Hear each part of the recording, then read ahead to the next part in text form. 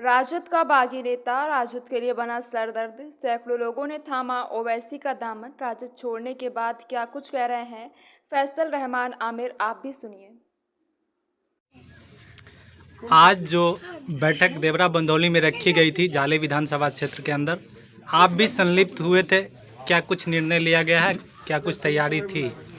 देखिए, निर्णय तो ये लिया गया है कि हम लोग ने यहाँ पे जो बैठे हैं और इस पर सदस्यता अभियान चलाया है और अल्हम्दुलिल्लाह हर जगह, हर गांव, हर इलाके में हम लोग चलाने की कोशिश करेंगे, क्योंकि हमारा जो लक्ष्य है कि मतलब कम से कम तो कि ना 10,000 हमको एक्टिव मेंबर बनाना है।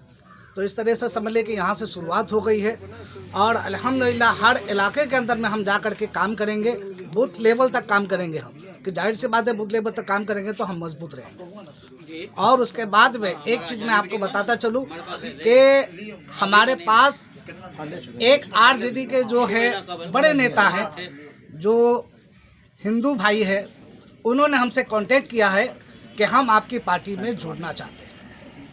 अब नाम तो नहीं बता सकते हैं, लेकिन इस तरीके से लोग हमारी पार्टी में आना चाहते हैं। तो ऐसे हम काम कर रहे हैं, बूथ लेवल तक काम करेंगे तो इंशाल्लाह हम कामयाब होंगे और इंशाल्लाह हम जाले जीतेंगे। अभी फिलहाल जाले में आप अपनी पार्टी को और खुद को कहाँ पर देखते हैं, कैसे हाल में? नहीं, अल्हम्दुलिल्लाह अभी भी बहुत अच्छा हमारे पास, जैसे 4,000 हमारे पास एक्टिव मेंबर अभी तक बन चुका है। हम धीरे धीरे काम कर रहे हैं, बनाएंगे हम मेंबर और इंशाल्लाह हम कामयाब हासिल करेंगे। जो जिन्नावादी को जवाब मिलेगा और यहाँ की जनता जवाब देगी। सर, आज जो बैठक रखी गई थी, किन बात को लेकर ये बैठक रखी गई है और क्या कुछ निर्णय लिया गया है यहाँ? आज की जो मीटिंग है वो पिछले दिनों हमारी पटना में प्रदेश अध्यक्ष साहब के साथ पूरे बिहार की मीटिंग हुई थी। उसमें निर्देश दिया गया था कि जिस जिस विधानसभा पे हमको लड़ना है वहाँ को सुनिश्चित किया जाए। उसी के तहत आज जाले में मीटिंग रखी गई, जाले के देवरा पंधौली में, कि किस तरीके से संगठन पे आगे काम किया जाए। कार्यकर्ता मीटिंग थी, सदस्यता अभियान, आगे चुनाव जो आने वाला उस पर कैसे काम किया जाए, उस पर हम अपने कार्यकर्ता की, अपने पदाधिकारी की राय ले रहे थे। उसी के तहत आज मीटिंग रखी गई है। प्लस पिछले दिनों युवा के वर्किंग प्रेसिडेंट तारिक अनवर साहब बनाए गए हैं, उनको भी सम्मानित करना था। और फैसल रहमान आमिर साहब राजद छोड़ के मजलिस में आए हैं, इनका भी खैर मकदम करते हैं। क्या लगता है सर, बीते जो लोकसभा में परिणाम आया है उसको देखते हुए फिर आगे विधानसभा की किस तरीके से तैयारी की जाएगी? नहीं, अल्हम्दुलिल्लाह लोकसभा में हम लोग जो भी परिणाम आया उससे खुश हैं, संतुष्ट हैं, अच्छा परिणाम रहा। विधानसभा में हम लोग पूरी मजबूती के साथ 243 विधानसभा पर तैयारी कर रहे हैं। हर विधानसभा में हम लोग का क्राइटेरिया है कि मिनिमम 10,000 मेंबर बना रहे हैं। उसी के तहत आज जाले में ये प्रोग्राम मीटिंग है। कुछ लोग हैं जो भ्रामक बातें फैलाते रहते हैं, जिसमें एक बात आम तौर पे लोगों को सिखाते हैं, जो ये भाजपा की तरफ से ये लोग आए हैं और बी टीम की तरफ से काम करते हैं। क्या जवाब होगा उन लोगों को जो इस तरीके की जनता को जो गुमराह करते हैं या किसी भी तरीके की भ्रामक बात फैलाते हैं? देखिए, लोगों का काम अफवाह फैलाना है, फैलाने दीजिए। लोकसभा में लोगों ने देखा कि किस तरीके से तेजस्वी यादव स्टेज से बोले कि या तो एनडीए या इंडिया। तो अगर आप भाजपा के लिए खुले मंच से वोट मांग रहे हैं तो इससे साबित हो रहा है कि आप भाजपा के एजेंट कौन है। जब भी मुसलमानों की, दलितों की, पिछड़ों की, किसी भी मजलूम तबकात की लड़ाई लड़ने की बात आई है तो सिवाय एमआईएम के बैरिस्टर असदुद्दीन ओवैसी साहब के कोई लड़ाई नहीं लड़ा। बिहार में जब कोई मामला आया, चाहे गुलनाज का हो, सनोबर का हो, बिस्फी में असगर का मामला हो, बाजपट्टी में हाफिज साद का मामला हो, सिवाय अख्तर ईमान साहब के कोई नजर नहीं आया। तो लोग आप समझ चुके हैं कि कौन हमारी लड़ाई लड़ रहा है, कौन हमारे लिए काम कर रहा है, कौन हमारे सड़क से लेकर सदन तक कौन आवाज उठा रहा है। तो लोग जो भी कहे, लोग समझ रहे हैं, लोग पढ़े लिखे हैं, अब समझ गए हैं। ये पुराना राग हो गया कि बीजेपी की बी टीम है, फला है, चीना है, उससे अब कोई दिक्कत नहीं है। अल्हम्दुलिल्लाह हजारों की संख्या में, सैकड़ों की संख्या में जिस गांव में जा रहे हैं लोग आ रहे हैं, पार्टी की शमूलियत अख्तियार कर रहे हैं। जब बिहार में जनगणना कराया गया था तो वहाँ एक नारा दिया गया था, जिसकी जितनी भागीदारी उसकी उतनी हिस्सेदारी। लेकिन जब लोग सभा का टिकट का बंटवारा की बारी आई तो कोई पार्टी का अगर आप उठा के देखेंगे तो उस तरीके का कुछ देखने को नहीं मिला। क्या एमआईएम आगे विधानसभा में इस तरीके करने जा रही है? यही चीज हम लोगों को समझा रहे हैं कि जो लालू प्रसाद यादव समाजवाद का नारा देते थे, जिसकी जितनी हिस्सेदारी उसकी उतनी भागीदारी। भाई तो कहाँ गई भागीदारी? 18% आबादी है, उसको 2 टिकट दिए हैं। आपके घर में 10 आदमी है, उसमें 3 सीट आप ले ली हैं। क्यों भाई? सिर्फ आपकी बपौटी नहीं ना है। चपरासी क्वार्टर से आज शीश महल तक मुसलमान आपको पहुंचा दिया, लेकिन मुसलमानों को आप जो बंधुआ मजदूर समझ रखे हैं वो अब नहीं चलेगा। पिछले दिनों आप देखिए कि 9 लोकसभा पे हम लोग लड़े, 5 हिंदू भाई को उसमें हमने टिकट दिया है। जिसकी जहां जितनी हिस्सेदारी है, अगर उसको सच में कोई जमीन पर खरा उतार रहा है तो वो एमआईएम है। उसी तरीके से इंशाल्लाह विधानसभा में भी जिसकी जहां जितनी हिस्सेदारी है उसके हिसाब से हम लोग टिकट देंगे। सर, एक सवाल बनता है, जब कहीं उत्पीड़न का मामला होता है, कहीं लोगों को जो दबाया जाता है, उस पर कोई पार्टी सामने नहीं आती है। जब वोट का मामला हो तो हर पार्टी अपनी दावेदारी और अपनी हिस्सेदारी मांगने के लिए मैदान में आती है। जनता इससे कैसे फैसला ले पाएगी किधर जाना है, कैसे आप अपने तरफ आकर्षित करेंगे? नहीं, देखिए जनता आप समझ चुकी है, लोगों के बहकावे में अब नहीं आएगी। आप देखिए कि जिसकी 3% की आबादी उसकी उसका पार्टी है, 1.5% माझी की आबादी उसकी पार्टी है, सन ऑफ मल्लाह है, सन ऑफ माझी है, सन ऑफ कुशवाहा है, सन ऑफ यादव है, तो भाई सन ऑफ मुसलमान क्यों नहीं होगा? हम तो सबको साथ लेकर चलने की काम कर रहे हैं। तो इसलिए आप लोग समझ चुके हैं कि दूसरे के बहकावे में अब नहीं आएंगे। इंशाल्लाह लोकसभा में लोगों ने वोट देकर देख लिया कि किस तरीके से लोग बहकावे में आ गए थे, लेकिन अब विधानसभा में लोग हमारे साथ जुड़ रहे हैं। आप देख लीजिए किस तरीके से सैकड़ों की संख्या में लोग आज पार्टी में शमूलियत अख्तियार किए हैं। इससे साबित होता है कि लोग अब जाग चुके हैं और इंशाल्लाह असदुद्दीन ओवैसी साहब के हाथ को मजबूत करने के लिए सब बेताब है। अच्छा सर, आपका लड़ाई किससे, इंडिया गठबंधन से है या एनडीए से है? नहीं, जाहिर सी बात है कि हमारा एनडीए से लड़ाई है। आप देखिए जो इंडिया के यहाँ के इंडिया अलायंस के कैंडिडेट बनने जा रहे हैं, पिछले चुनाव में किसने कहा कि मशकूर उस्मानी मोहम्मद अली जिन्ना की औलाद है?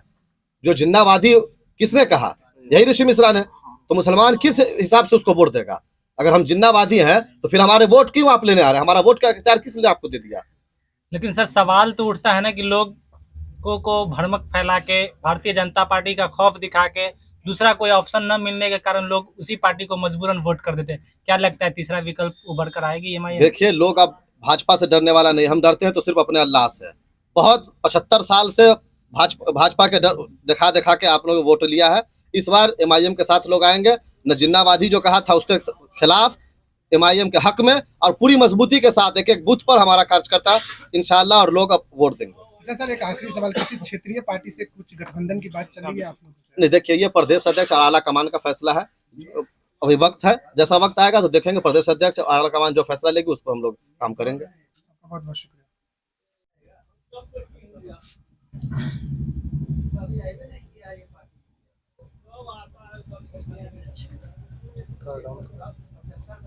सर जिस तरीके से आप पहले राष्ट्रीय जनता दल के लिए काम किया करते थे और एक मजबूत सिपाही के तौर पे देखे जाते थे, लेकिन कुछ दिनों में आपका ये फैसला काफ़ी उलटफेर आया और आपने एमआईएम ज्वाइन किया है। क्या कुछ तैयारी है? जाले पे दावेदारी आपकी काफ़ी तेज देखी जा रही है, और किस बात को लेकर आज यहाँ पर बैठक भी किया गया देवरा बंदोली में? देखिए सबसे पहले तो एमआईएम पार्टी में जो हम आए हैं, सिर्फ एक ही चीज़ हमने अपने नेता असदुद्दीन ओवैसी साहब को हमने उनको फॉलो किया और उनको देख के आए हैं। क्योंकि मजलूमों की कोई आवाज़ उठाता है या दलितों की कोई आवाज़ उठाता है या कहीं भी अन्याय के ख़िलाफ़ कोई न्याय की आवाज़ उठाते हैं तो उनका नाम है असदुद्दीन ओवैसी साहब। पार्लियामेंट में चाहे वो कोई भी मामला हो, संभल का मामला हो, चाहे वो एक भाजपा का सरकार के एक मंत्री थे, वो एक बच्ची को वहाँ जो है रौंद दिया गया था, वो भी मामला जो असदुद्दीन ओवैसी साहब ने उठाया था। और दूसरा, प्रदेश अध्यक्ष बिहार के अख्तरुल इमाम साहब माननीय विधायक, वो बिहार के मसले को उठाते हैं। जब हमारा मसले जो उठाएंगे, अगर हम उनका साथ नहीं देंगे तो हमारा भी राइट बनता है कि जो हमारा मामला उठाते हैं हम उनका साथ देंगे। तो इसीलिए एमआईएम हम पार्टी ज्वाइन की है।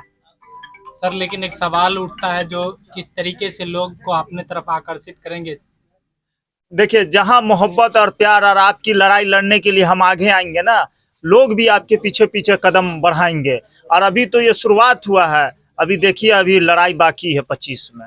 आप लोग सदस्यता अभियान भी काफ़ी तेजी से चला रहे हैं और हर जगह बैठक कर रहे हैं। क्या लगता है जाले विधानसभा में अब तक कितना सदस्यता अभियान सदस्य बना चुके हैं और कितने सदस्य की तैयारी है? नहीं, सदस्य तो अभी मिनिमम कम से कम 10,000 होंगे हर विधानसभा में। जाले ही नहीं, हर विधानसभा तैयारी के मुठ पे 4,000 बन गया है, प्रभारी जी कह रहे हैं। ठीक है, तो जाले ही नहीं, 10 विधानसभा में हम लोगों की तैयारी शुरू है। हर लोग अपना काम कर रहे हैं। पार्टी के जो लोग जिस पोस्ट पे हैं उस हिसाब से अपना अपना सब लोग काम कर रहे हैं। पंचायत स्तर पे, बूथ स्तर पे, वार्ड स्तर पे हमारा काम हो रहा है। और आने वाले समय में एक मजबूत जाले ग्रामीण क्यूटी हर विधानसभा में आपको देखने को मिलेगा। एक अलग चुनाव का माहौल होगा आने वाले समय में। सर लेकिन जिस तरीके से आपके जो राष्ट्रीय अध्यक्ष आवाज उठाते हैं, उस तरीके से क्षेत्रीय नेता जब कहीं मामला होता है तो वहां नजर नहीं आते। क्या लगता है इस बार आप लोग इस तरीके की आवाज बनकर मजलूमों के पास नजर आएंगे, जो लोकल जगह पे जो अत्याचार होता है? बिल्कुल बिल्कुल। आप जहां भी अगर मजलूमों पे या नौजवानों पे या कहीं भी किसी भी तरह का समस्या आता है तो हम हुए, हमारे लोग हुए, पार्टी के लोग हैं, एमआईएम के जितने लोग दरभंगा मधुबनी के हैं, सब लोग हम लोग मिल के जाके उनकी लड़ाई हमारी लड़ाई होगी और हम लोग लड़ेंगे उसके लिए। चाहे जहां तक इसका सड़क से सदन तक लड़ेंगे, हम लोग सड़क पे लड़ेंगे और हमारे नेता सदन में लड़ेंगे। हमारे साथ बात करने के लिए बहुत बहुत धन्यवाद। शुक्रिया।